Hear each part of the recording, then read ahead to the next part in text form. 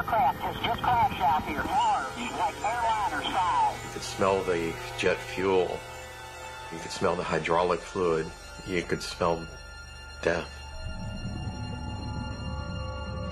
We're going to scour this swamp quadrant by quadrant. NTSB investigators face an unprecedented challenge. My first thought is, how am I going to pull this off? It's up to Greg Feith and his team to figure out why ValueJet Flight 592 erupted in flames. Fire! Just minutes after takeoff. Okay, let's start it up. We had a raging fire. We almost destroyed their test facility. The Secretary of Transportation lost his job. The administrator of the FAA lost his job because of this one accident. Completely on fire. Mayday, Mayday.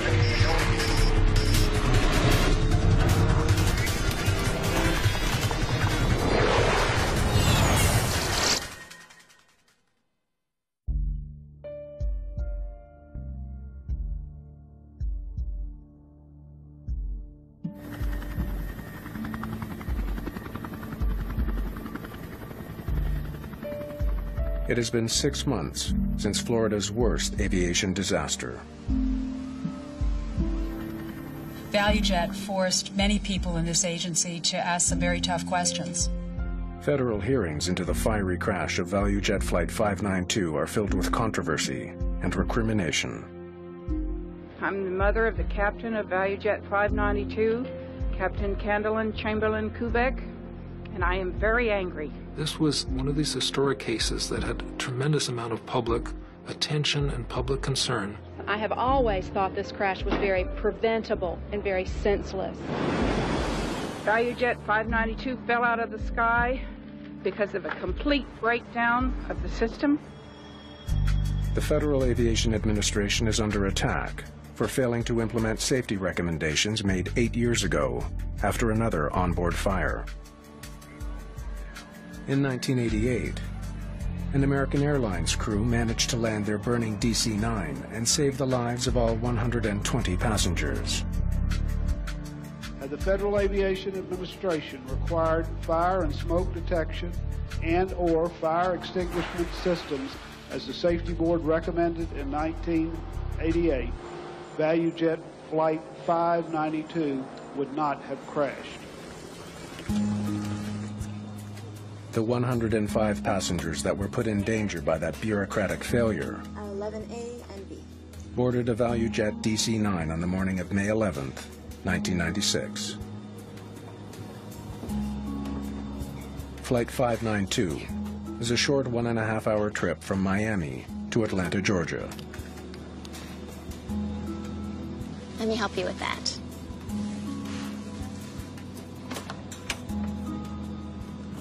ValueJet was one of the first low-cost carriers. People, instead of driving, they were getting on this low-fare blue and white airplane with the cartoon character. There's some little hair clips in there, too. It's the crew's second flight of the day on this plane. Commanding Flight 592 is 35-year-old Candlin Kubek. Captain Kubek is an experienced pilot with nearly 9,000 flight hours. Okay. The first officer is a former Air Force pilot, 52-year-old Richard Hazen. Clear to start? Received. Shoulder harness. On. Parking brakes. On. Today's flight is loaded with almost 2,000 kilograms of cargo, which includes passenger luggage, ValueJet company material, and U.S. mail. The crew must sign off on all cargo loaded on board. With the paperwork complete, There you go. they prepare to taxi to the runway. Critter 592, taxi to runway 9er left. A 9 left, Critter 592. The DC-9 is 27 years old. It has more than 68,000 hours of flight time. On the flight into Miami from Atlanta that day, the autopilot wasn't working, and the PA system was broken. You want to test out the PA and talk to the people? Ladies and gentlemen, from the cockpit, we are in a hole right now for crossing traffic on the ground. Mechanics in Miami were able to fix the PA. It works. We can hear you loud and clear. Critter 592, runway 9 left, cleared for takeoff. But repairs to the autopilot will have to wait. Set takeoff power. Once the DC-9 is back at airline headquarters in Atlanta, Power is set. mechanics there will work on the problem. Rotate.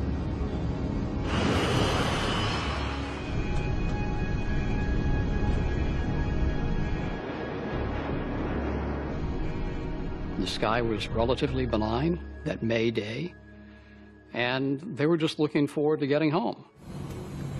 Positive rates. There was no portent at all about that flight. Gear up.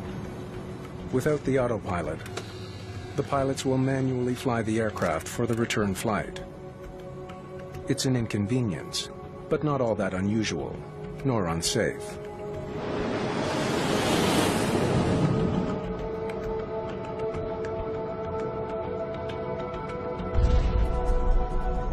What was that? I don't know. We got some electrical problem. Yeah, that battery charger's kicking in. The plane's batteries are draining fast. Captain Kubek worries she could lose power to her instrument panel and other key flight systems. We're losing everything. Just 6 minutes after takeoff, the crew is facing a barrage of failures. Critter 592, contact Miami Center on 132.45. So long. Controllers in Miami believe Flight 592 is safely on its way to Atlanta. But in the cockpit, Captain Kubek decides to turn around. We need to go back to Miami. Do you smell smoke?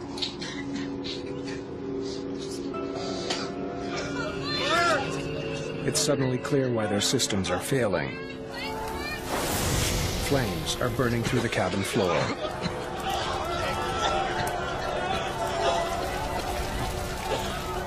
.592 needs immediate return to Miami. Kubek has to get the burning plane on the ground as quickly as possible. You can only shed altitude so fast. You point it down much more than 5 or 6 degrees, and all of a sudden you can become in an overspeed situation. You can stress the aircraft, and you don't want to do that. Roger, Critter 592. Turn left, heading 270. Descend and maintain 7,000 feet. What kind of problem are you having? Fire! Smoke in the smoke in the cabin. Okay, roger that. First officer is handling the communication. The captain is handling the airplane. They want to try to get on the ground. They're working in a coordinated fashion. Classic cockpit resource management. Nobody is panicking. Nobody is throwing in the towel. What altitude? 7,000. Captain Kubek throttles back in an attempt to descend, but the left engine doesn't respond. It stays at climb power. As the right engine slows, the plane banks to the right. She discovers her ailerons still have life and manages to stabilize the plane. That was a good crew up in the nose of that airplane. Passengers are in a desperate fight for survival, but there's no escaping the onboard flames, which are burning at over 1,000 degrees Celsius. Toxic smoke is filling the entire cabin. This is heavy, poisonous smoke. People are breathing it in.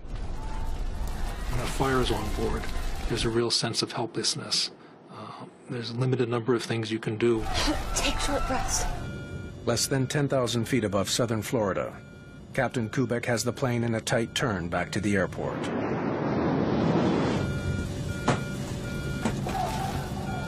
Completely on fire. The crew of Flight 592 has only seconds to get the burning DC-9 onto a runway before all is lost. Critter 592. We need the closest airport available. Critter 592. They're going to be standing by for you. Emergency crews in Miami prepare for the landing.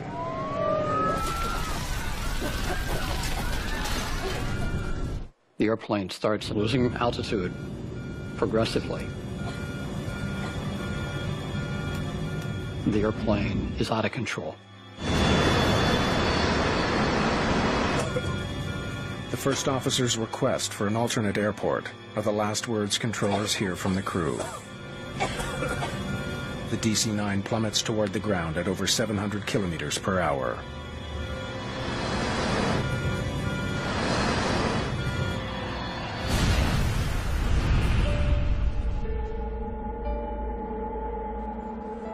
Flight 592 has crashed into one of the most inhospitable spots on Earth, the Florida Everglades. A large jet aircraft has just crashed out here. Large, like airliner size. Need to get your choppers in the air. The Everglades covers much of the southern tip of Florida. Hundreds of square kilometers of shallow swamp, mangroves, and watery grassland. Just getting to the crash site will be a huge challenge for rescuers.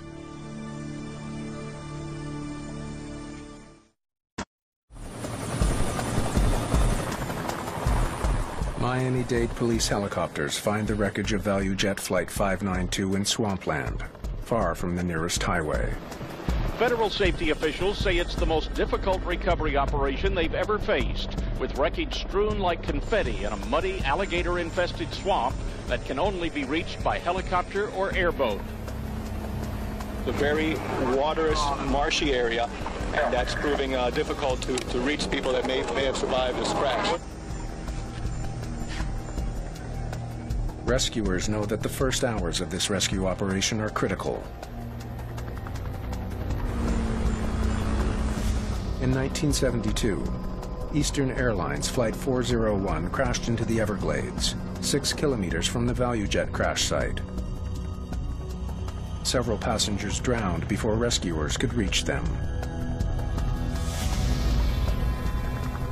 Yeah, to be in the Everglades after the crash, it was utter devastation, destruction. The smell, you could smell the jet fuel. You could smell the hydraulic fluid. You could smell death. Most of the aircraft has sunk beneath the surface of the swamp. The wreckage was in the Everglades. It's a hostile environment. It wasn't clear at that point how much we'd be able to learn from the wreckage or be able to recover.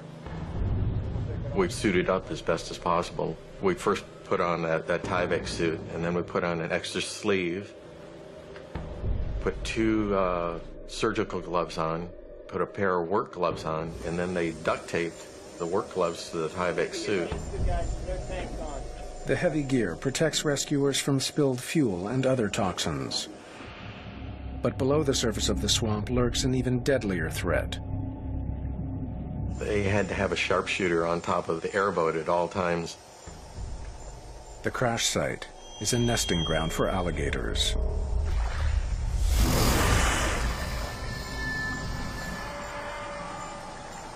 As the divers were walking in the water, if somebody sighted an alligator or you'd hear them hiss in the sawgrass, they would take pot shots to try and scare them away. Just hours after the crash, officials come to a grim conclusion. It doesn't look good that there are any survivors. All 105 passengers on board Flight 592 are dead. Captain Kubek, First Officer Richard Hazen, and 3 flight attendants are also dead. I feel that it's going to be difficult, if not impossible, to identify everybody. There was no evidence of the airplane. There was just debris. Very little present, no evidence of passengers. You had to put it out of your mind what actually you were doing. You could not think of what it was that you were picking up. If you did, you would be useless and you wouldn't be able to do the job.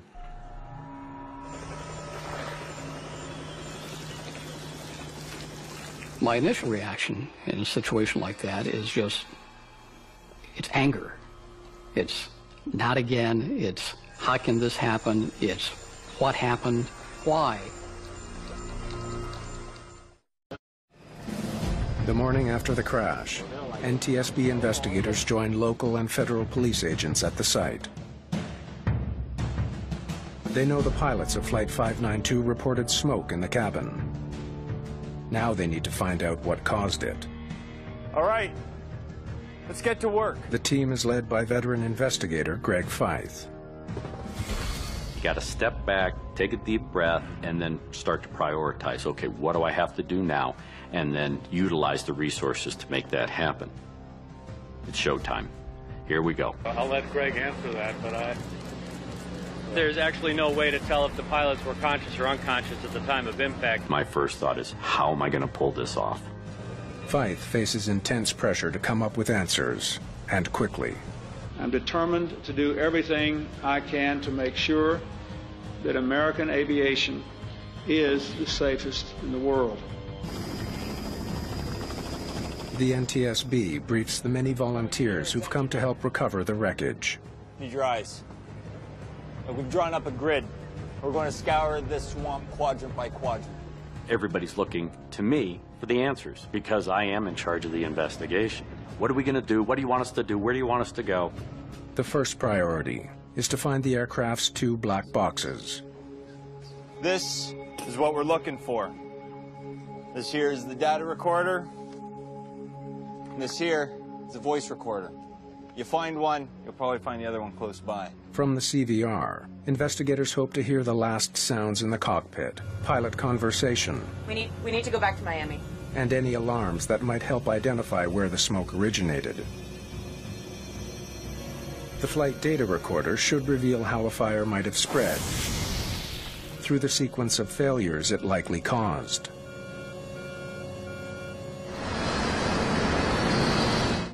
Each box holds clues that could help investigators uncover the precise cause of the crash. If you find one, cold beer's on me. The black boxes emit a constant radio signal. Searchers will use a sonar scanner to pick up that signal. How soon can we get out there with the sonar? Sonar's on its way. They'll be able to pick up those pingers to hopefully identify where, in fact, those boxes lie in the wreckage. But Navy technicians soon find that their sophisticated gear is no match for the Everglades. Side scan sonar didn't work because the sawgrass is so dense it can't see through the sawgrass. What really worked for us was going back to the basics. We had a line of what we called divers that had to walk basically shoulder length apart, and we would cover specific areas, probing, till we hit something hard. It ended up being human power that really helped us recover better than 75% of the aircraft. As the Everglades search continues, investigators in Miami dig through Flight 592's records, looking for clues as to what might have caused a fire. They soon learn that the flight was delayed earlier in the day due to minor electrical problems. The find raises concern that an electrical fire brought down the plane. We were looking at any explanation. There could have been a fault in the wiring or a short circuit, and we realized it's going to be a very difficult investigation. Recovery teams continue to battle intense heat. Florida, in May, 90 degrees, 95% humidity. We had to worry about how long can you be in that heat. You're trudging through in your waders, and you're stepping on stuff. You have to bend down and you have to pick it up and see what it is. There were times where, you'd think you're picking up a wire bundle, and it was a snake. You're picking up the back end of a snake. So it was all of those things that made this probably one of the most challenging environments for an accident investigation to be conducted. NTSB fire investigator Merritt Berkey studies masses of tangled wiring from the crash site. I was sent down there to determine the cause of that in-flight fire. When faulty wiring sparks a fire, electrical arcing causes the wires to burn and melt. When we recovered more of the electrical harness on the plane, we saw some damage there, but it wasn't evidence of electrical arcing on the wires. It was all external damage to the insulation. The careful examination rules out faulty wiring as a potential cause of the fire.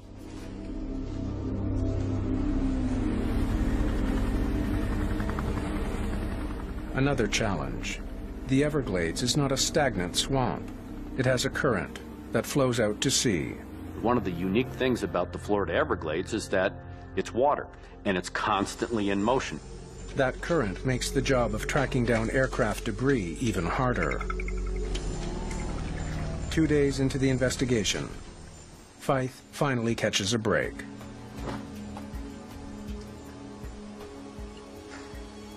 A hot damn. We found ourselves a box. It was sitting on the bottom in the mud, partially submerged under about 3 to 4 feet of water. One of the Metro-Dade Police Fire Rescue folks was walking their grid and actually stepped on one of the orange boxes. The whole accident site, all of the investigators, everybody comes to a halt as soon as the word spreads that we think we got a recorder. Officials wasted no time bringing it out of the swamp into a police car and onto a plane for Washington. The aging DC-9 was equipped with a primitive FDR. It recorded only 11 flight parameters, compared to the hundreds recorded by modern units. But the next morning, when Fife studies the preliminary results from Washington, he finds a clue that may point to the origin of the fire. Dive 800 feet and back in 3 seconds. It's impossible.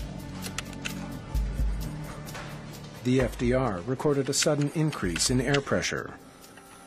What we found on the flight data recorder that records the parameter of the static pressure was that there was a bump. It spiked briefly and then went back to a nominal value.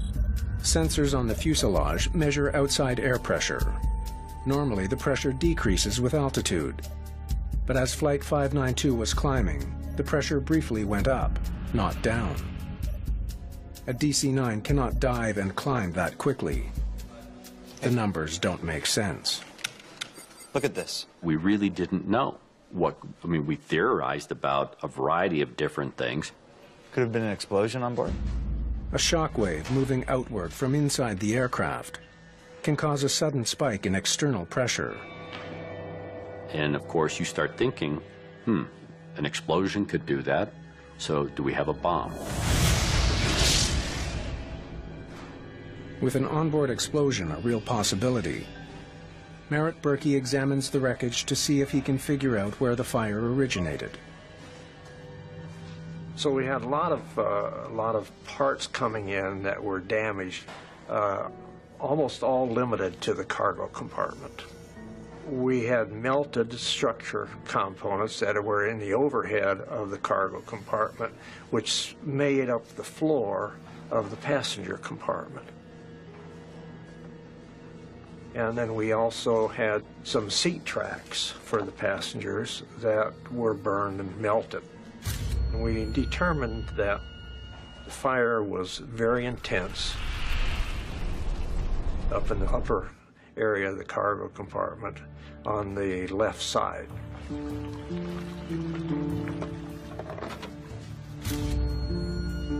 Berkey makes an unusual discovery. It's stainless steel. You don't normally see burned stainless steel in in-flight fire. Planes are made of lightweight material, like aluminum and titanium, not stainless steel. The burned metal raises a question. Just what kind of cargo was on board the plane?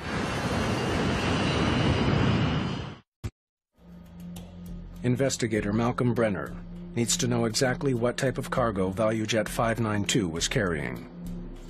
The operations group more and more became concerned about the cargo that was loaded on the airplane and what possible significance it could have to the accident. The cargo documentation lists 3 airplane tires and 5 boxes of empty oxygen canisters. The operations group found that the manifest, which indicated that there were oxygen canisters, empty oxygen canisters in the cargo signed for by the first officer. There you go. When Greg Feith was available, I briefed him. Okay, company material, 3 aircraft tires, and 5 boxes of parts. Malcolm is a pilot. He has an understanding of aviation. He's a smart guy. It's the contents of the cardboard boxes that confuse me. 144 empty oxygen canisters. Wait, how many of them? 144. An oxygen canister is a green bottle, very large bottle, that supplies oxygen to the flight crew and the passengers. There's no way, Malcolm. You can't fit that many on the plane. We all took a pause and said, why would you be carrying 144 of these big green oxygen cylinders? Malcolm asked a very innocent question. What exactly do you think they mean by oxygen canister? And that's really what triggered the investigators to step back and say, we need to verify exactly what was meant.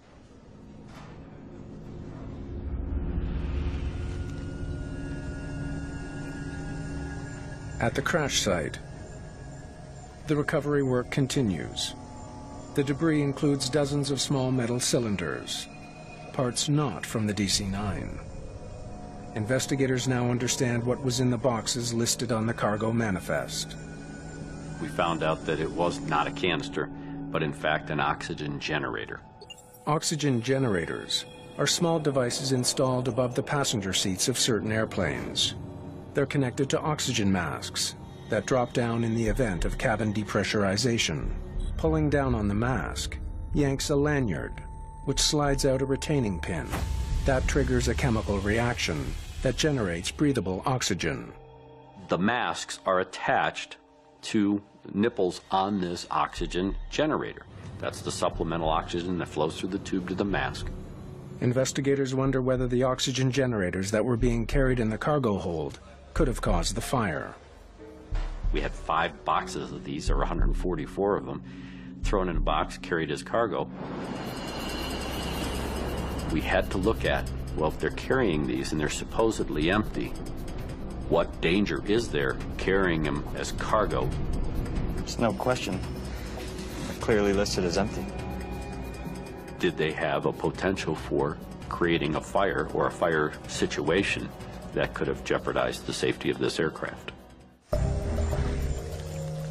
As recovery teams continue to pull oxygen generators from the bottom of the Everglades, they find that while some are in fact empty, this one's never even been triggered.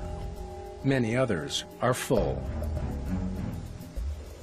The oxygen generators that we had found had been damaged. Some were completely flattened, some of them were charred and crushed, some of them still had the material in them, but the case had been dented and damaged. It's the temperature of the canisters after they've been triggered that concerns investigators. These things get pretty hot, Greg. Really hot. They can reach 260 degrees Celsius. That's why in the cabin, they're stored behind a heat-resistant shield. An oxygen generator that is not mounted in its proper position in a heat sink cradle in the passenger service unit is lethal. Because if it's anywhere near a combustible material, you're going to have a fire. It now seems highly volatile chemicals were improperly shipped aboard Flight 592. Had the pilots known what was actually on board, they likely would not have signed off on the manifest. There you go. They and their 105 passengers would still be alive.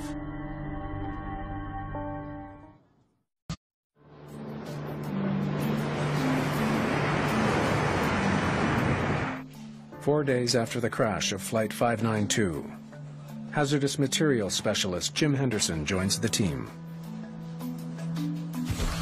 initial documentation that we were looking for was the records of where the chemical oxygen generators had come from, how they got on the airplane. Henderson reviews the history of the ValueJet fleet. We found out that ValueJet had recently purchased 3 airplanes from other carriers. Well, I think I know where they came from. ValueJet's work order on these airplanes basically were to open the plane up, find out what the dates were on the generators. Oxygen generators have a shelf life. To meet federal safety standards, any out-of-date generators on the recently purchased planes needed to be replaced. That job was given to a company called SaberTech. We spoke to the maintenance personnel primarily to find out how these were handled. Thanks for taking the time. The chemical oxygen generators had been removed from an airplane. We wanted to make sure that they were handled in accordance with their work cards. Henderson learns that SaberTech removed 144 oxygen generators. Most of them were out of date, but still full. There are strict guidelines regulating how oxygen generators are to be removed and shipped safely. The work orders basically described how to take them off the aircraft and how to replace the new generators on the aircraft. Once removed from the aircraft, one of the safety precautions is to replace the safety cap that keeps it from accidentally activating. It says we should put shipping caps on them. Do we have any? Many of the mechanics realized how dangerous they were. The mechanics recognized the need for safety caps. Several mechanics told us in interviews that they had advised their supervisors of the need for safety caps. They look like this. Did you see any? No, they didn't have any. And you can't take them off the new ones. Henderson learns that since they didn't have protective caps, SaberTech mechanics improvised.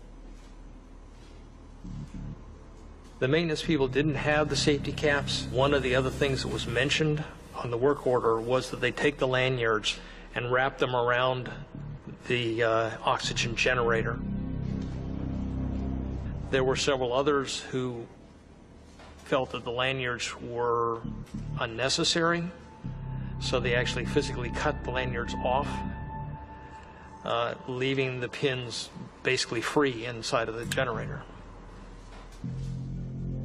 Do you put any labels on the actual generators? After I pulled them out, I put a green tag on them. On the tags, SaberTech workers wrote the word expired. What investigators still don't know is how the 144 oxygen generators ended up on a passenger plane weeks later. When investigators interview SaberTech shipping staff, they learn that the generator sat in the hangar for weeks. SaberTech had a new customer coming in, and they wanted to clean up the area for the new customer to give them a good impression of their company. As far as they were concerned, they were ValueJet's material, and therefore they were to be returned to ValueJet. Investigators discover that the potentially dangerous generators were on Flight 592 due to a misunderstanding over a single word, expired. Did someone actually think that expired meant empty?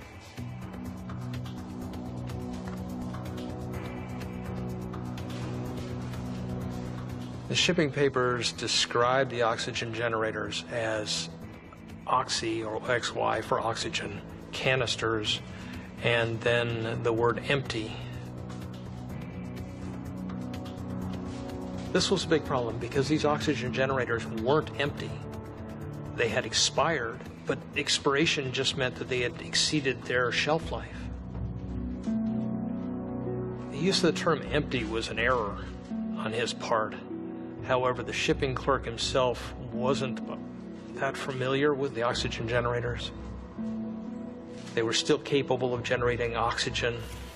They hadn't been properly safed. They hadn't been properly packaged. So we were really concerned that this might be either what caused the accident or what made the fire worse.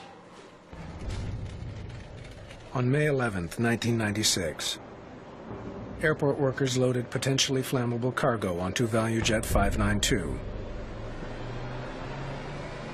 However, the DC-9's cargo hold is specifically designed to contain a fire. Regulations required that the cargo hold be airtight. If, in fact, you do have a fire in that cargo hold, it'll burn itself out because it's airtight. But would a cargo fire burn out if the cargo itself produced oxygen? We knew about the oxygen generators. We knew the potential they had for being a fire source, but we didn't really know, in the grand scheme of things, their real potential for bringing down an aircraft. At an FAA fire test facility, Okay, let's do this. they hope to recreate the fire that consumed Flight 592. 1 minute to ignition. We had to trigger one of the oxygen generators manually.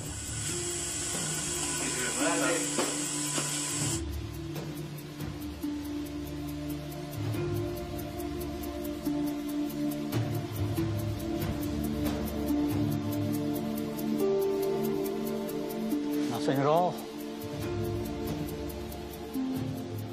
We didn't really get much of a fire. An activated oxygen generator isn't enough to set fire to the cardboard box it's packed in. So how did these things start a fire? NTSB investigators are back at square one. They can't prove their theory.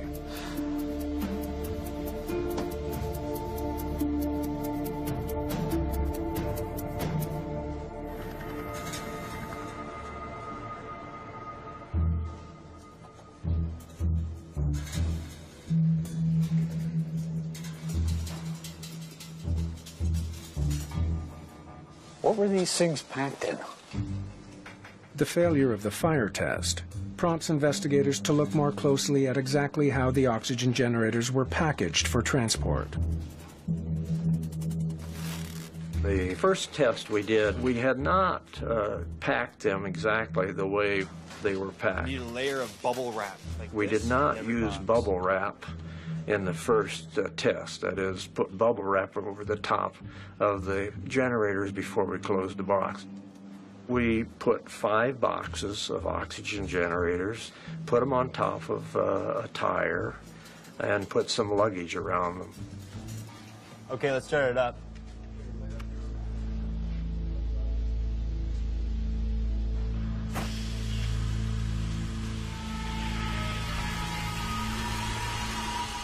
It made an unbelievable noise. It was a high-pitched scream. We all looked at each other. We were kind of startled. I mean, the sound was deafening.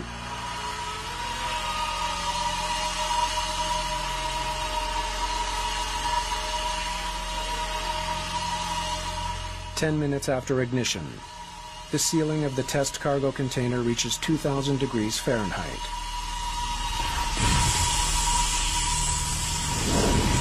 Lord almighty.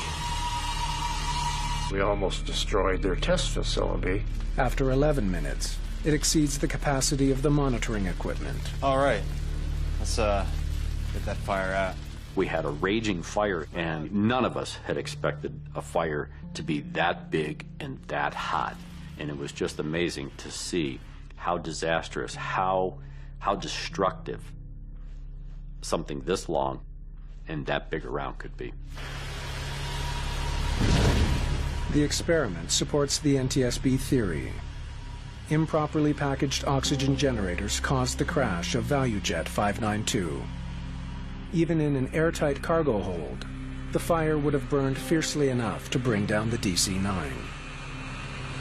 The problem with Flight 592 is that you defeat the intended purpose of the Class D cargo hold, because even though the hold may be airtight, you've got 144 sources of oxygen in that airtight container.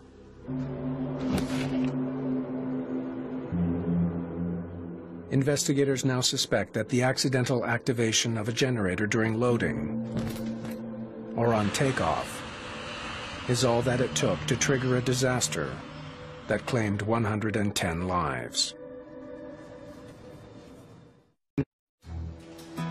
With the help of the plane's flight recorders, Oxygen generators are loaded sometime after 1300. investigators are able to reconstruct the final moments of ValueJet 592.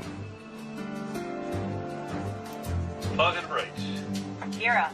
There was a muffled bump or thump that had come off the cockpit voice recorder, which prompted the captain to ask, What was that?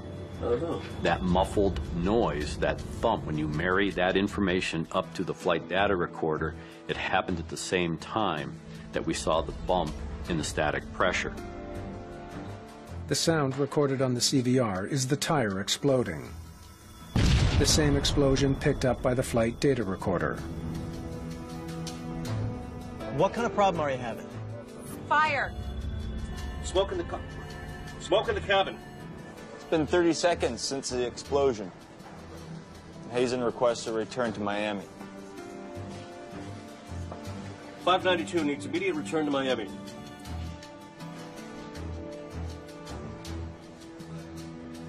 We can hear a lot of background noises. We have the flight attendant coming up front. Completely on fire. She's talking about how bad the fire is, and the last part of it is silent. And then nothing.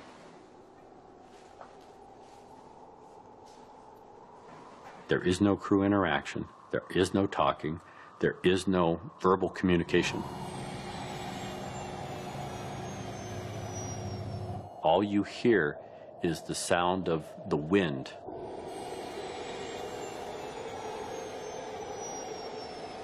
It indicated to us that whatever was happening was fast, incapacitated the flight crew to the point where they were unconscious. It only took 3 minutes and 42 seconds for the fire to bring down the plane.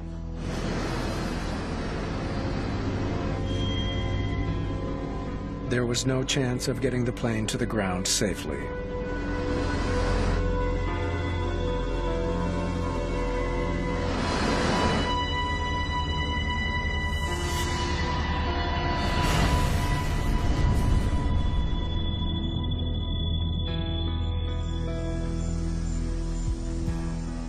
In the wake of the accident, the FAA grounds ValueJet indefinitely.